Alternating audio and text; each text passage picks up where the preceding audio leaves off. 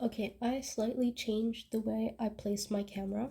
This is like 10 minutes after recording the previous one, and I'm gonna try and see if I can speed through all of the anime that I watched since like Saturday, because I've been sick and reading is too exhausting for my brain, so I came to watch more anime again.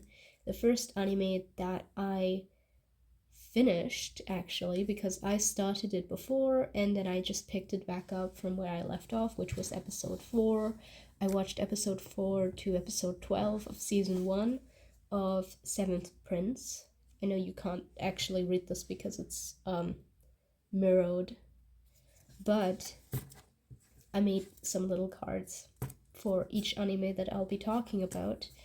A lot of people hate this one, hate Seventh Prince. I'm abbreviating, is that the right word?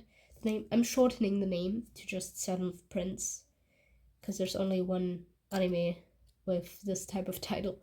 Because the title is very long. It's like I was reincarnated as the Seventh Prince, so I'll practice my magic, my mana or whatever. So I'll perfect my magic, but I always just call it Seventh Prince because it's shorter. A lot of people hate this anime because of the MC, who is a very obvious Shota character that is meant to appeal to Shotacon audience. I don't mind it because I personally think Shota characters are very cute, and they don't look like children. like, that's a whole topic for another video to me, because I want to just keep this short, but I really like this anime. If you ignore all of the obvious Shota fan service that they gave, if you're not a fan of it, it still had some really hype fights, especially like the last four-ish episodes, I would say. They were really like emotional. I don't know if I cried. I think I didn't because I'm sick. I don't cry easily, or I try not to cry when I'm sick because it makes it worse, you know? But it was a very emotional story in the last few episodes. I really liked it, and the fights were really interesting. Um, it was fun. It wasn't like phenomenal or anything. Like it did lean into like stereotypes and into tropes, and it wasn't like inventing anything super impressive. It didn't do anything new, didn't set a staple or something, but I just thought it was very entertaining. This one I personally rated an 8 out of 10 because I just really like the art style. I really like Shota characters, and the fact that it still had a plot to give, an action focused plot that actually also carried an emotional story towards the end and had a fight for you to root for and to like actually engage with instead of just something meaningless that only focuses on fan service. And with that, I mean meaningless as in there's no greater story. I don't judge stories like that. That's just personally not my taste when nothing really happens. I don't like slice of life. Um, anyway, yeah, 8 out of 10 for me. I really liked this anime. And yeah, I think it's overhated in general by everyone.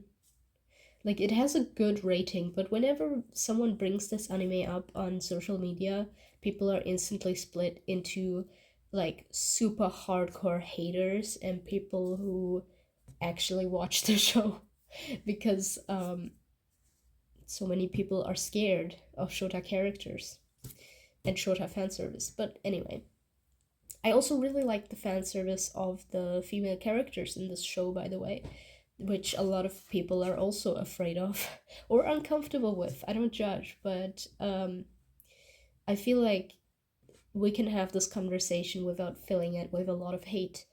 Um, anyway, now what did I watch first? Let me actually think. I think after this, I watched Tamon-kun Imadochi, or Tamon's B-side in English. This one is still coming out. Most of the anime that I ended up watching are still coming out. It has 2 episodes as of right now, and I really, really loved it.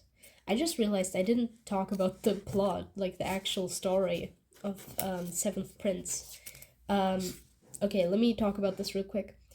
The Seventh Prince is a little boy. He's like 7 years old or something. He was reborn with a bunch of magical power, as the title of the anime says.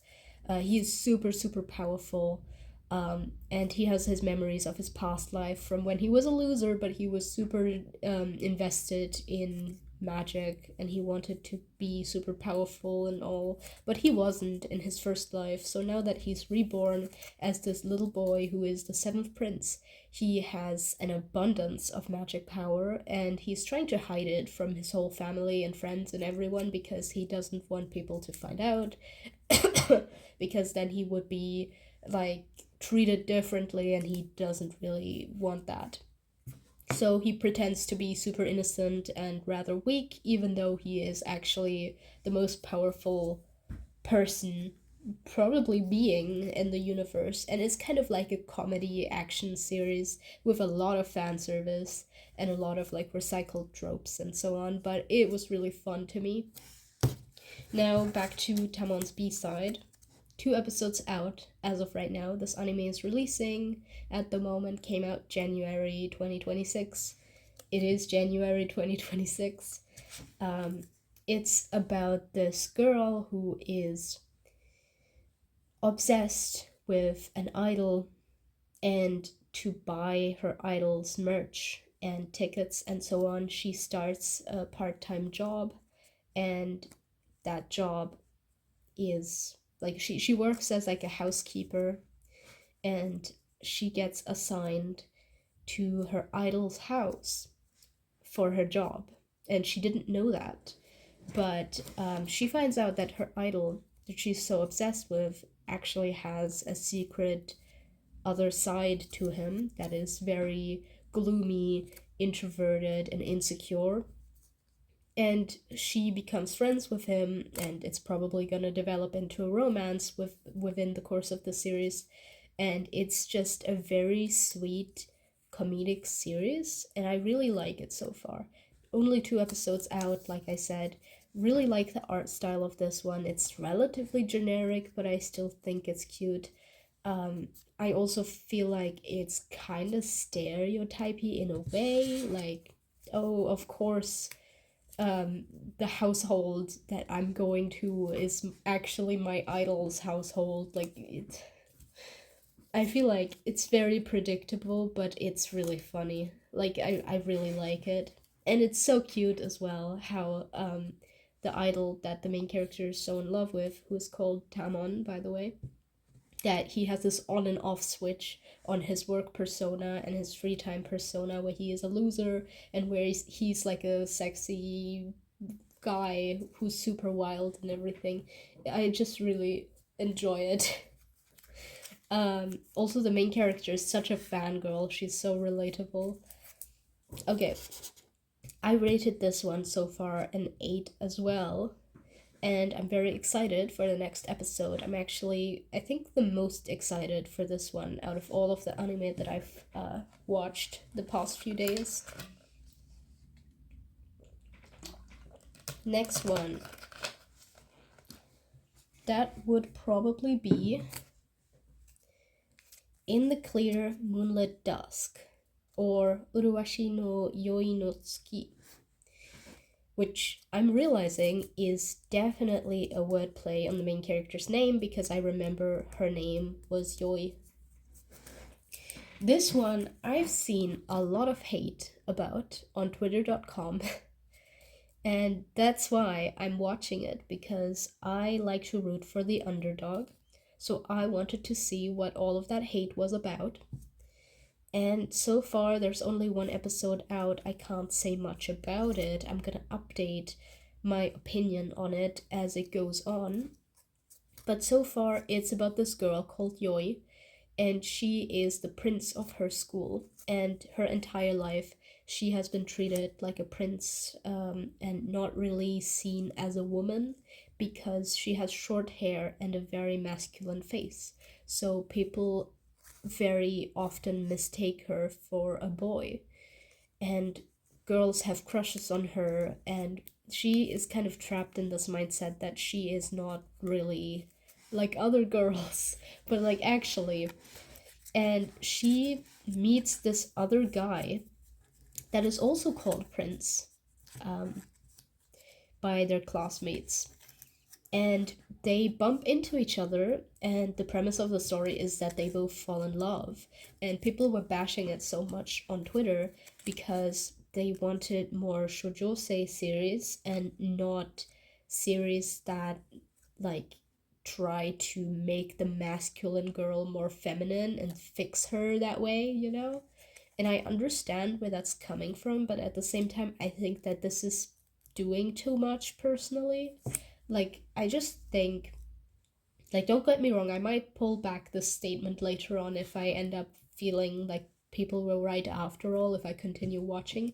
But I think that, like, everyone kind of has a unique experience with their gender and with love. And I don't think we should treat individual anime like they are forcing us into something kind of like propaganda to try to convert people into being more feminine. And I don't read it like that at all. I mean, I'm gonna wait on this a bit longer to form like my final thoughts on it. Obviously, first episode was like just came out, but in general, when I heard this argument, I thought it was kind of stupid because I think everyone, like I said, has their individual experience with love and gender, and I am certain that there are masculine women who have been put in the shoes of masculinity because of their appearance for a long time, and they don't realize that they don't actually like being in this type of role, and all they've wanted was to be seen like other girls. Which, in my mind, like obviously you can tell I'm not black, I'm white as fuck. But when I thought about this argument, I instantly thought about the black girls because I often hear that they get masculinized by people in their lives, by the entire world, because of their skin color. They are assumed to be so much more mature and violent and manly. And I feel like that's like kind of a related or similar conversation, or like black girls might be able to relate to this, because to me it just feels like a similar context, like being masculinized by your classmates, your teachers, your family, your friends, and strangers on the street, and people not really willing to see you for a girl or a woman when that's what you are, and they just prescribe this label to you that you don't agree with, but you can't do anything about it because your appearance makes them think that about you, and you can't change your appearance. And yeah, so personally that's my thoughts on that. I feel like people are overreacting with the message that like that this anime is like pushing onto people, but once again, I'll see how it goes. um I can't say much about the characters yet, I've only known them for an episode, but I'm excited for this because it does seem like a pretty fast-paced romance anime, and I'm very excited about that. And another water break.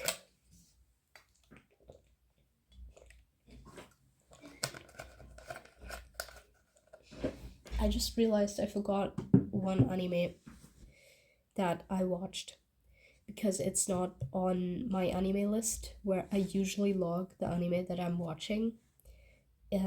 It's I forgot the title of it as well, to be honest. But it's like I was reborn as my stepbrother's, or as my Oshi's stepbrother, which is actually not exactly an anime. It's like an animated manhwa, I think. Like it's a colored comic. that's animated, and the episodes are like 4 minutes long each. There's 2 episodes out, and so far this is kind of funny, kind of cute. I'm gonna watch how it continues. I also saw that it is linked, like it is tagged as BL, so there is going to be romance, or at least like an allusion to it, and I'm very excited for that. Um, that's one of the only reasons why I decided to pick it up, and also because I realized it's only just now coming out. Because if this already had like 20 episodes or so, I would have been too overwhelmed to start it. But so far, it's kind of cute. It's about this guy who was like a salary worker, like an office worker or something in his previous life, and he at one point discovered, I'm not sure what type of game it was, but he discovered a game or a light novel or something for himself, like some type of nerdy hobby where this character was, um, I think he was called like Orsis or something, is his favorite character, and he was so obsessed with this character. And now he is reborn as the little brother, the stepbrother of this character, and he is like fangirling, or I guess fanboying out over this character so much. And it's really goofy. And the body to which the protagonist has been reborn into is very sickly. And I think there's like magic that exists. I'm not sure. Maybe I'm also mixing that up with another anime that I watched recently, because I watched a lot of magic anime. But yeah, there's only 2 episodes out, and it's cute. It's very cute. Maybe I'll go read like a light novel or something if that exists, because there usually is something like that.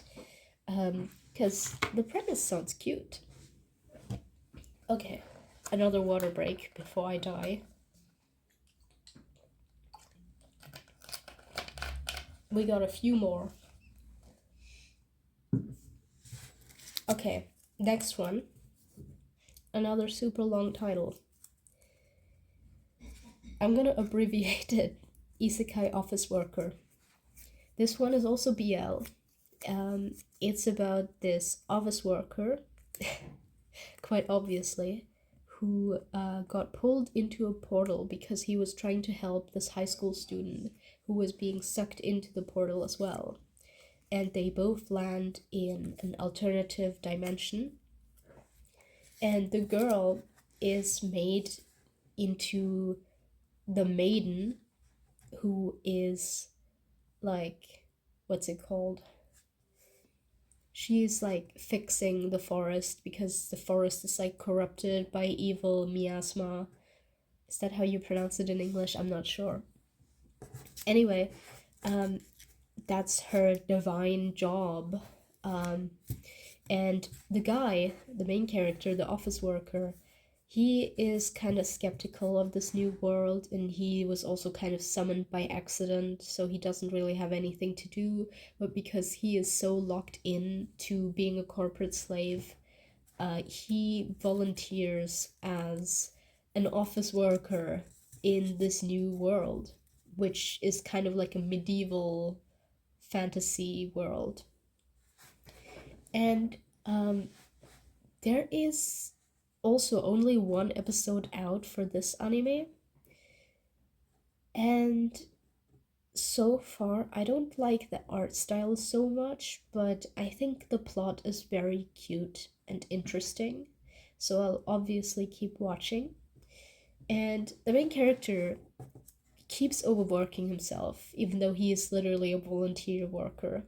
Like he volunteered to do this work in the first place, and he keeps overworking himself. He literally collapsed at the end of the last of the, oh my god, of the first episode. Anyway, and the pairing in this anime is between the office worker and the, I don't know what his official position is, like general or something, general of the military, not really military, I forgot the name, but some type of general. Anyway, oh god, my nose, sorry. Okay, yeah, so far this one has a 7 out of 10 for me. Though I would honestly like to rate it a little bit lower because art style is really important to me, and I am really not rocking with this art style.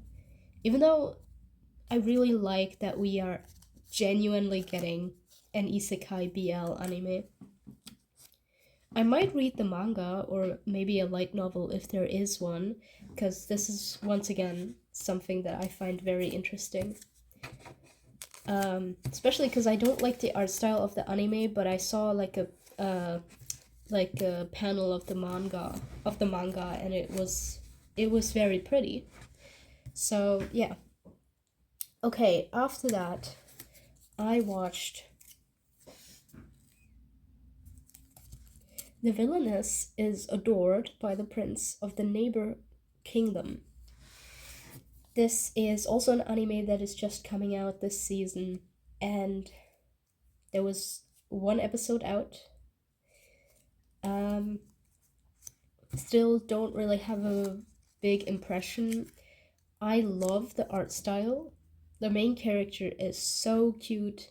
She has like reddish hair, and she reminds me a lot of Raeliana, and I really hope that the story is going into the direction of Raeliana as well, because this is also a type of isekai.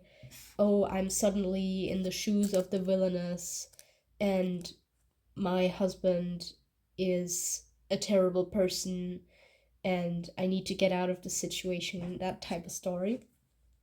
And I usually quite enjoy villainous stories. I hope this one isn't too stereotypical, and I hope there will be some stakes.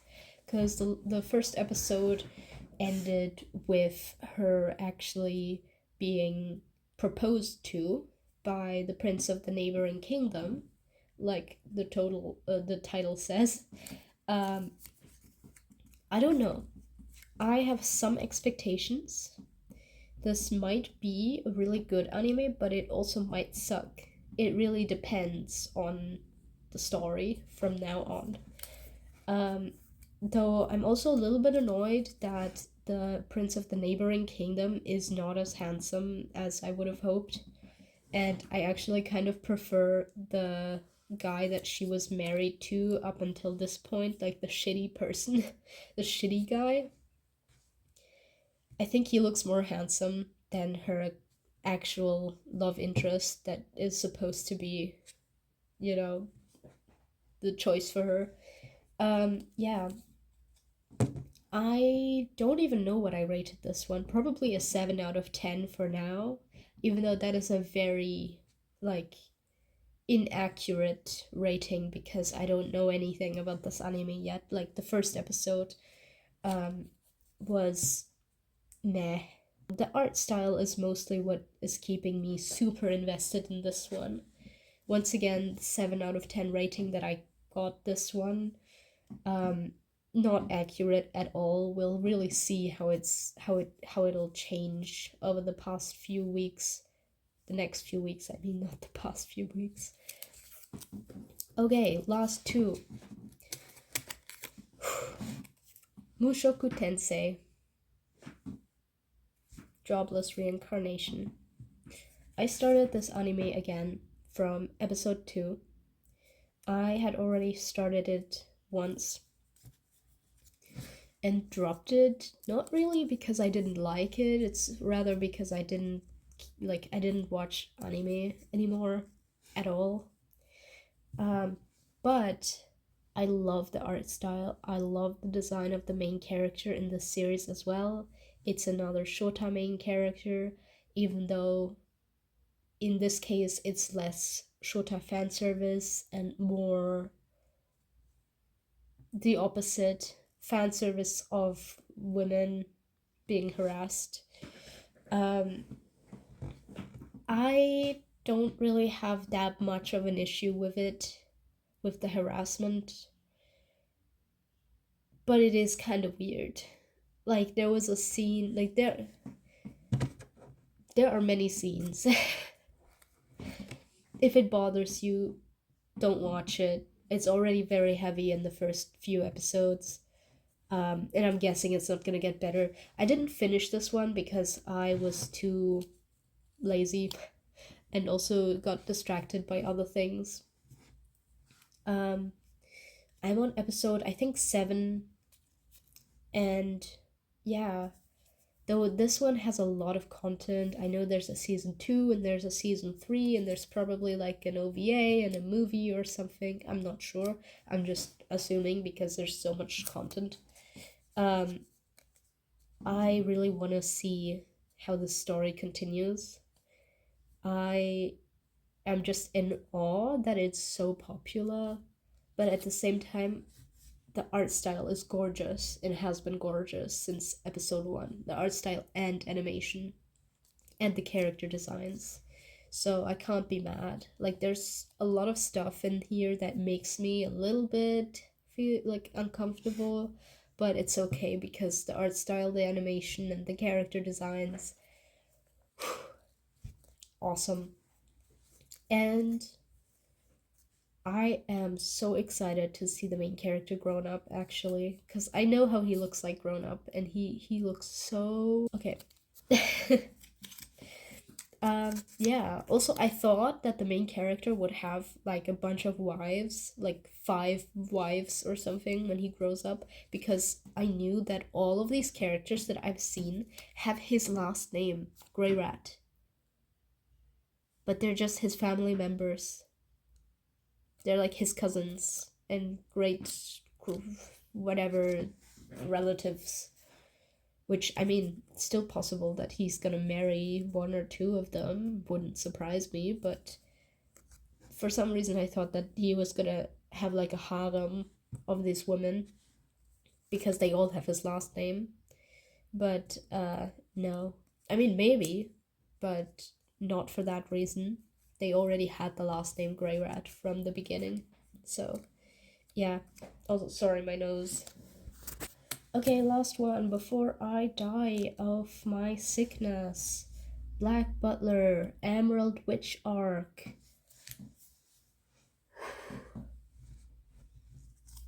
I just finished watching episode 1 and I am so excited. I'm not even like so excited because of the storyboard, the animation, or anything.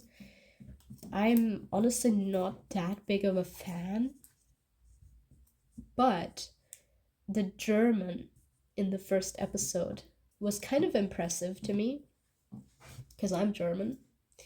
And it was like, I really liked the fact that they let these characters speak German for such a prolonged amount of time. Though I low key would have wished that they like added the German more, because at one point in the episode they just stopped adding German. They just made all of the characters speak Japanese, even though clearly everyone is speaking German there. Like, I mean, it makes sense. This is for a Japanese audience, so they can't keep having a language in the foreground that nobody there understands. So it was like just to signal that these characters are speaking a different language at the start, and then they just kind of like stop like blending in the German all the time, because it would get really exhausting on the ears, I would guess, as well. But it kind of like made me a little bit sad that they stopped doing it. Maybe they'll keep the German in for a lot of like other moments. I mean, most likely. But yeah. And character designs, nothing really changed. I really like that. I do miss like the art style of Book of Atlantic and Book of Murder that used to be in, like, I don't even know when that came out, like 2015 or 16 or something, or 18 maybe, Book of Atlantic. I'm not sure. But I miss that art style of Black Butler, but I guess it makes sense. Like, it's 2026 now. There are different art styles at the forefront of animation studios now. And yeah, so it's changed in time. I'm still a little bit nostalgic for the old art styles. Um, yeah, it's like almost feels too modern for Black Butler, but that's just a personal gripe I have. Um, about the story and how it's going with the Emerald Witch arc. I read the manga, so I know exactly what's gonna happen. I'm not surprised, but I'm very excited. Do I have anything else to say? I thought it was really funny how they teased Dietrich's appearance at the start of the first episode, because Dietrich is an old friend of Ciel's dad, and he becomes relevant at the end of the arc, I think, or like in the middle, maybe. No, I think towards the end. I'm very excited. I think that they adapted the entire Emerald Witch arc from start to end, and I'm really excited about seeing the ending. And that might also like make me return to editing because I think that the symbolism included in Black Butler is always really cool. So I'm really excited about that.